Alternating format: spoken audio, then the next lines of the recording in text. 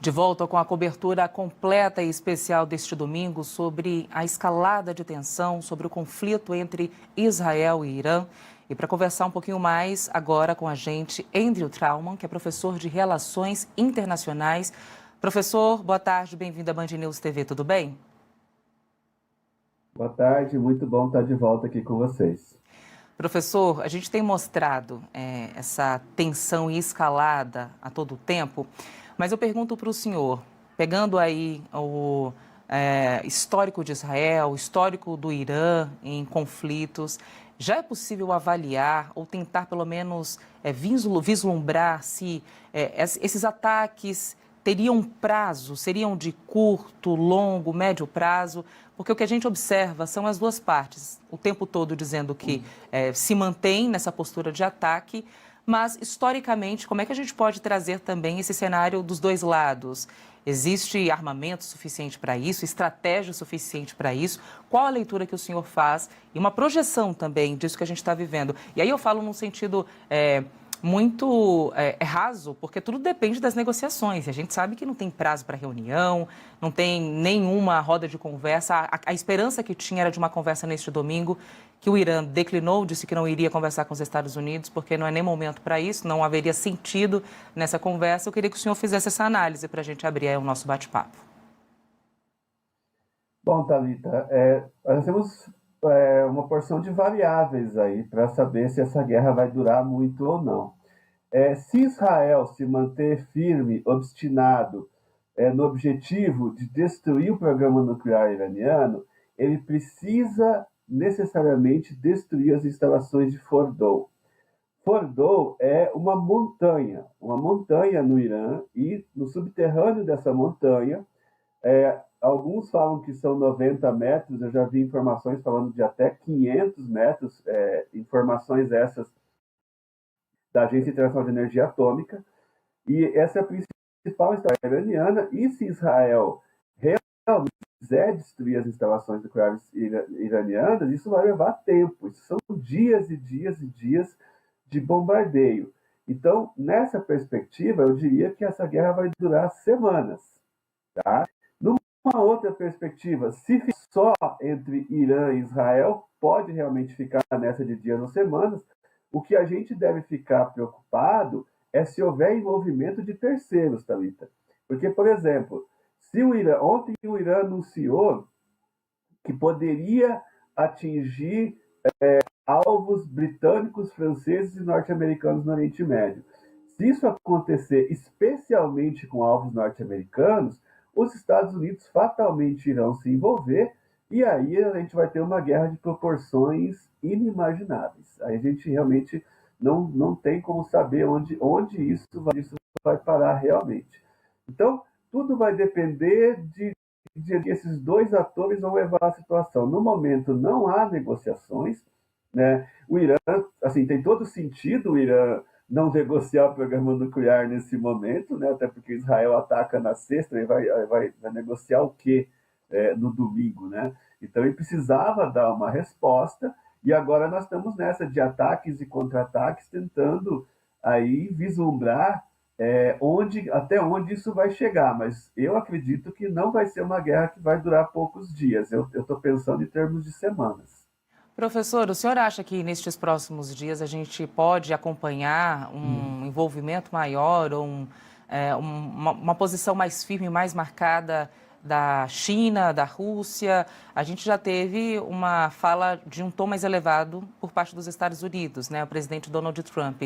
Mas o senhor acha que do outro lado a gente começa já a ter essa expectativa nos próximos dias ou no momento fica mais uma postura de isolamento do Irã?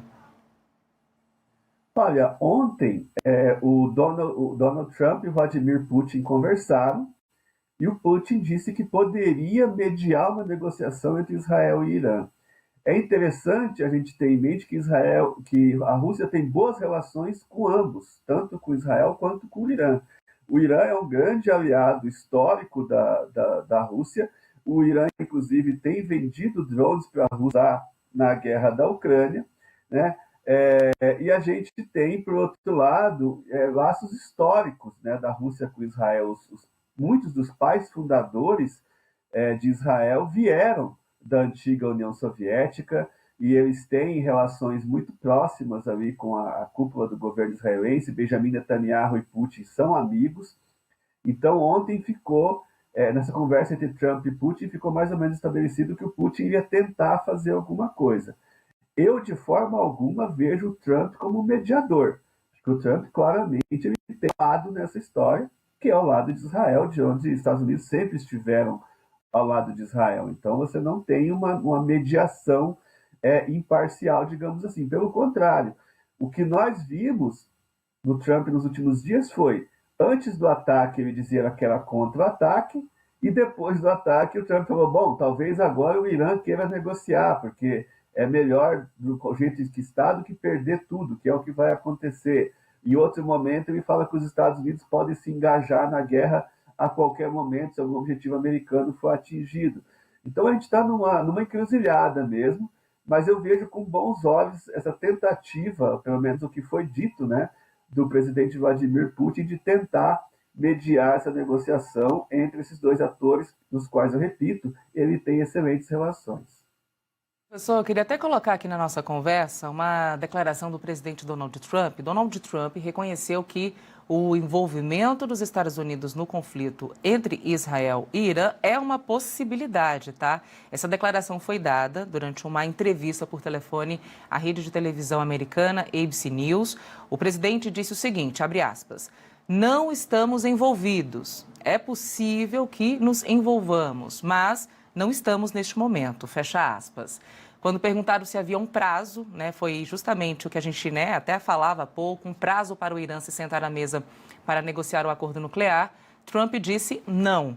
A próxima rodada de negociações nucleares entre Estados Unidos e Irã, programada para ocorrer em Omã, né, essa era a possibilidade, foi cancelada, nós trouxemos aqui ao longo de toda a programação, mas Trump disse que os iranianos querem conversar e vão conversar, acrescentando que as recentes escaladas podem ter forçado um acordo mais rápido. Como é que o senhor faz a avaliação dessa declaração aí do presidente, hein? Por mais que ele diga agora de forma mais clara, podemos nos envolver, o que a gente tem acompanhado desde o início ali do ataque é que já tinha uma conversa, né? Que os Estados Unidos já tinham tido pelo menos ali um primeiro contato antes desse ataque, esse primeiro ataque ao Irã. Sim, Thalita, na verdade, desde o início do governo Trump, ele tem dito, inclusive ele desagradou o o primeiro-ministro Benjamin Netanyahu, quando Netanyahu foi a Washington, ele desagradou Netanyahu dizendo que queria um acordo nuclear com o Irã, que é uma postura completamente oposta ao que ele teve no primeiro governo que ele fez. Ele rasgou o acordo nuclear em 2018, dizendo que aquele acordo era um desastre, etc. e tal. Aliás, esse Trump 2 está sendo completamente diferente do Trump 1. Né? O Trump 1 era isolacionista e o Trump 2 ele chega falando em anexar a Groenlândia, Canadá, etc. Bom, voltando à questão do Oriente Médio, ele está agindo do empresário que ele sempre foi, ou seja, ele está negociando. Então, ele está mostrando, olha, eu posso talvez me envolver nessa guerra e aí vai ser pior para vocês, mas se vocês quiserem negociar, a gente pode negociar, mas claramente numa posição de extrema desvantagem para o Irã, né? Porque afinal de contas o que o Trump está dizendo é ou vocês fazem um acordo agora, ou Israel vai destruir tudo. É melhor vocês manterem alguma coisa que vocês têm do que vocês não terem absolutamente mais nada. Então ele está tentando dialogar ali, dialogando, meio ameaçando o Irã, como se ele dissesse, olha, eu posso segurar Israel, mas vocês vão ter que aceitar um acordo nos meus termos. Queria até explorar mais um pouquinho aí dessas últimas declarações de Trump. Aí tem essa parte que ele diz o seguinte, professor, Trump disse que os iranianos querem conversar e vão conversar, indicando que já há um lado positivo no diálogo. Quando ele diz essa frase, o senhor acha que, de fato, algo concreto ou é mais uma tentativa de dizer ao povo americano, aos seus apoiadores, de que ele ainda está no centro das negociações? Eu acho que é essa última opção que você falou, e conhecendo o Trump, esse lado meio fanfarrão dele, Eu diria que é como se ele dissesse, eles vão conversar porque eu quero que eles conversem, entendeu? Porque eu vou impor isso a eles, eles não têm outra opção a não ser conversar. Então, eles querem conversar, por quê? Porque antes dos ataques israelenses estavam havendo negociações. Essa negociação de domingo em Oman, no caso hoje, né, não era a primeira reunião, eram reuniões que estavam acontecendo já, mas acordos nucleares desse tipo não se resolvem da noite para o dia. Né? Esses acordos são coisas que duram meses, às vezes até anos, para você chegar num acordo. Então, o que ele está dizendo é que o Irã terá que negociar, que o Irã não tem outra escolha a não ser negociar. Está agindo ali como um empresário que está, né, para usar uma expressão popular, com a faca e o queijo na mão, e que o Irã não tem muita escolha, né? É pegar ou largar. Ou vocês assinam um acordo assim, ou eu solto as rédeas de Israel e vocês vão ter que lidar com isso. Esse pensamento de soberania, né, de muito poder, tanto dos Estados Unidos quanto de Israel, de alguma forma pode trazer consequências negativas, né, nos acordos e talvez nas estratégias aí de combate a esse conflito. E eu falo isso porque nós temos acompanhado essas declarações de Netanyahu e Donald Trump de forma muito mais intensa do que a gente ouve por parte do Irã. Claro que houve a declaração do Ayatollah Ali Khamenei dizendo que os Estados Unidos, que Israel, na verdade, vão pagar com um alto valor, vão ter um gosto amargo, que as ofensivas vão continuar. Mas até que ponto esse sentimento de soberania de Israel e dos Estados Unidos prejudicam ou ajudam, né, essas negociações? É muito complexo, né? O Irã precisava dar uma resposta e essas bravatas, essas falas do Ayatollah Ali Khamenei são típicas, digamos assim, né? De Benjamin Netanyahu e Donald Trump também. E essa imposição, ela faz todo sentido, Thalita, a partir do momento em que você vê como que o Irã está fraco. O Irã, nesse momento, ele é um país que não tem aliados. O Hezbollah foi decapitado com o assassinato do Hassan Nasrallah. O Bashar al-Assad caiu na Síria, caiu sozinho, foi deposto. Né? O Irã então, está isolado e Israel conseguiu dominar o espaço aéreo iraniano muito facilmente, com extrema facilidade, e bombardeou como e saiu do Irã quando quis. Não foram ataques rápidos, foram ataques que duraram 3, 4 horas de domínio do espaço aéreo iraniano. O Irã não conseguiu fazer nada. Então, aí tem também essa fala do Netanyahu, né, quando ele se dirige ao povo iraniano, tentando estimular o povo iraniano a derrubar o regime, dizendo: olha só como o governo de vocês é fraco, olha só como o governo não consegue proteger vocês. Mas é óbvio que isso não vai ter efeito nenhum. A população iraniana não vai receber ordens de um chanceler israelense. Então, o que a gente tá percebendo aqui é que Israel está mostrando ao mundo as fragilidades do sistema de defesa iraniano. Lembrando que isso tem muito a ver com o fato de que o Irã sofre um embargo econômico há 40 anos e muito da sua força aérea e do seu exército em geral está bastante limitado. Acho que o vamos lá, pensei que tinha caído. O Não, eu professor estou aqui. tá conseguindo ainda me ouvir bem, né, professor? Não, eu tô bem. É que tem uma gata querendo subir em cima da mesa. Também quer participar da entrevista, ó. Professor, Exatamente. eu queria também puxar uma outra análise, professor, colocando o Brasil também nesse cenário. Historicamente, a gente tem esse papel de um país que propaga a paz, um país moderador, que sempre conversa em favor da paz. Neste momento, o Brasil teria alguma importância além nessa discussão? Ou o momento da gente ficar mais quietinho, apesar de já termos aí algumas manifestações, né, condenando inclusive as mortes dos dois lados, mas qual seria uma postura para a gente tomar nesse momento, para o governo brasileiro tomar nesse momento? De esperar, de aguardar com cautela, ou também seria uma oportunidade da gente mostrar e levar esse tom moderador que nós temos e já fizemos também em outras situações de conflito? Sim, a diplomacia brasileira ela tem uma longuíssima, né, tradição de ser uma diplomacia admirada no mundo todo, de ser uma diplomacia muito ponderada. A Escola Brasileira de Diplomacia, né, o Itamaraty, é bastante admirado mundialmente. Porém, a gente tem um problema atualmente que é a postura do governo Lula, né? A postura do governo Lula tem sido, eu falo como problema, não como juízo de valor, mas eu falo que o presidente Lula tem sido um crítico de Israel, e muitas vezes com razão, mas tem sido um crítico de Israel bastante contundente, que faz com que fica muito difícil que o Brasil tenha qualquer tipo, apareça como uma espécie de ator neutro, né? O presidente Lula tem sido muito contundente na defesa do povo palestino, na condenação do que está acontecendo na faixa de Gaza, né, nas mortes de crianças, nas mortes de civis, na resposta desproporcional de Israel. Então, ele não tem tido exatamente uma postura neutra, e isso faz com que Israel acabe tendo, nesse momento também, uma postura muito hostil em relação ao Brasil. Né? Israel não aceita esse tipo de crítica, torna isso como uma crítica antissemita e etc. Então, eu acho que a gente deveria saber separar o que é uma crítica ao governo de Israel, ao Benjamin Netanyahu, de antissemitismo, que é uma coisa completamente diferente, mas o fato é que o presidente Lula tem sido muito contundente. Eu acho que isso tira o Brasil de qualquer tipo de tentativa de negociação. Né? Quem achar um pouco absurdo o que eu estou falando, eu devo lembrar que em 2010, o próprio presidente Lula, junto com o então chanceler Celso Amorim, tentaram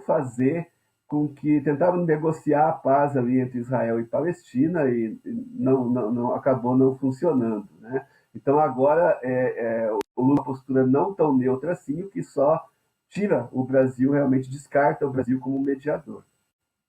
E de todos os impactos que são gerados ou que ainda vão ser gerados diante desse conflito, a gente tem focado bastante no petróleo, né? O Oriente Médio, grande produtor de petróleo, e aí com consequências como aumento de combustível, consequências que inclusive seriam sentidas aqui no Brasil, já estão sendo sentidas, né? A gente traz aí as oscilações no mercado após a alta do petróleo, mas eu queria que o senhor avaliasse também se esses prejuízos, eles de alguma forma teriam algum impacto constante, definitivo, né, no petróleo, na energia, na segurança energética também de outros países.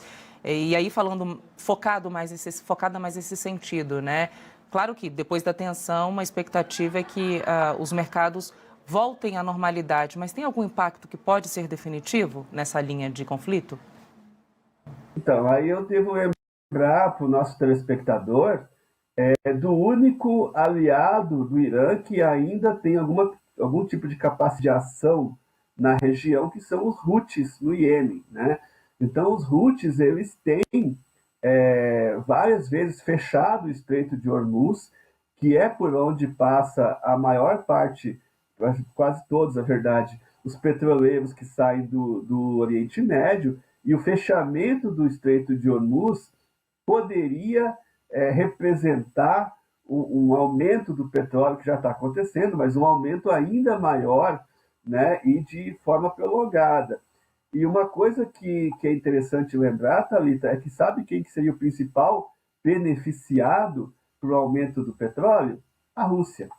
Né? A Rússia, com o aumento do preço do petróleo, ela teria muito mais dinheiro para financiar a sua guerra contra a Ucrânia, e esse aumento, causado por um aliado iraniano e o próprio Irã, fortaleceria o laço entre Rússia e Irã e prejudicaria o Trump, porque nós teríamos aumento de todos os preços de uma forma geral, não é?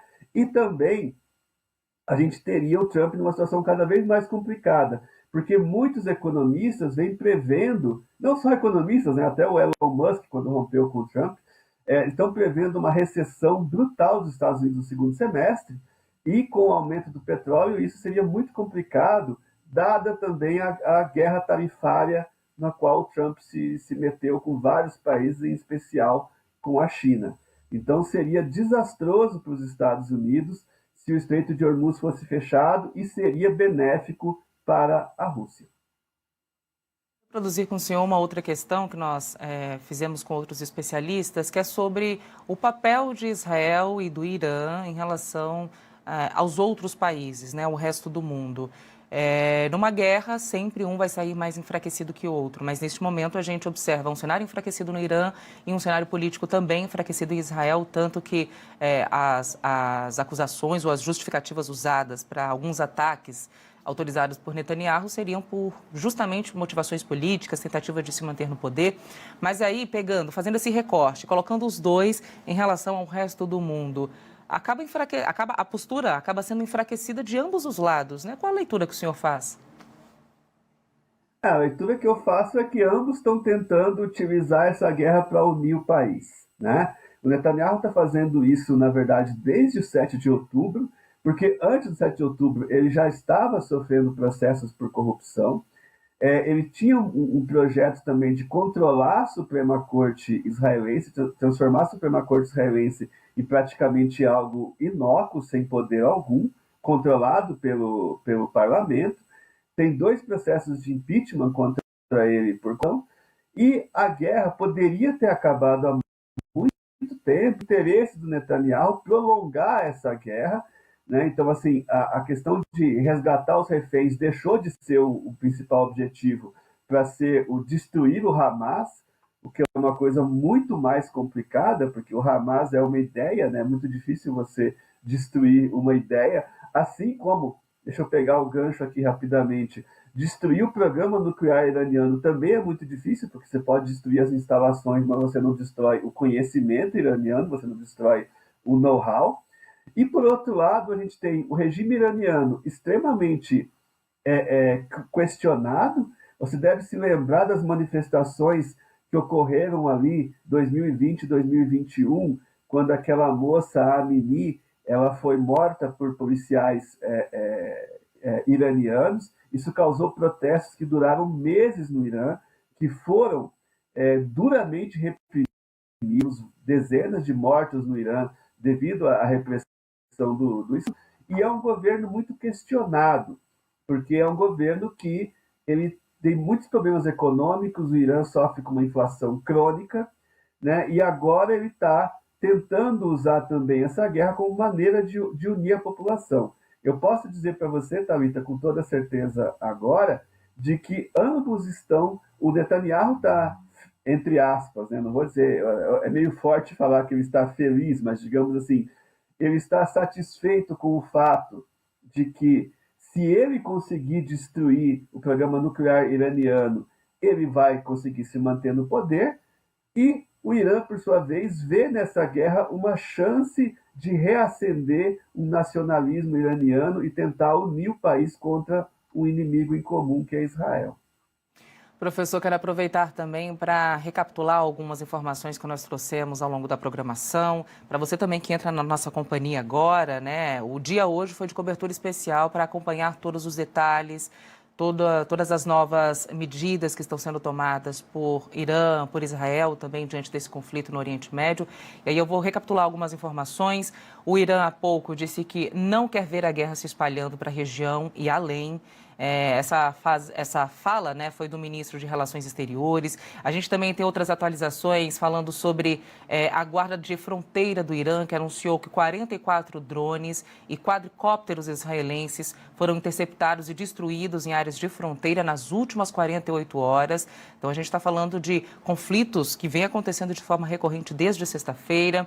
Há pouco também, Israel atacou uma aeronave iraniana de reabastecimento aéreo no aeroporto que fica ao leste do Irã, a aproximadamente 2.300 quilômetros de Israel, e a equipe está operando também para estabelecer superioridade aérea sobre esse espaço aí iraniano, e este é o ataque de maior alcance realizado desde o início da operação. Então, dados atualizados que foram trazidos há pouco, né, pelas autoridades iranianas, israelenses.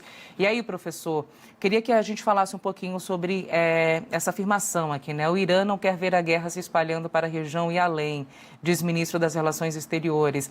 Vai de forma contrária, né, na contramão do que vinha sido dito até agora, que até agora a postura era de vamos continuar enfrentando. Esse tipo de declaração já demonstra, talvez, a possibilidade do Irã fazendo uma avaliação, um olhar interno ali, talvez recuar ou, enfim, estrategicamente, né, não ter força suficiente para continuar nesse contra-ataque ou não, vai para outra linha? Queria que o senhor pensasse junto comigo sobre isso. Olha, Thalita, eu acho que assim, a gente tem que entender que no Oriente Médio a retórica é uma coisa muito importante, né?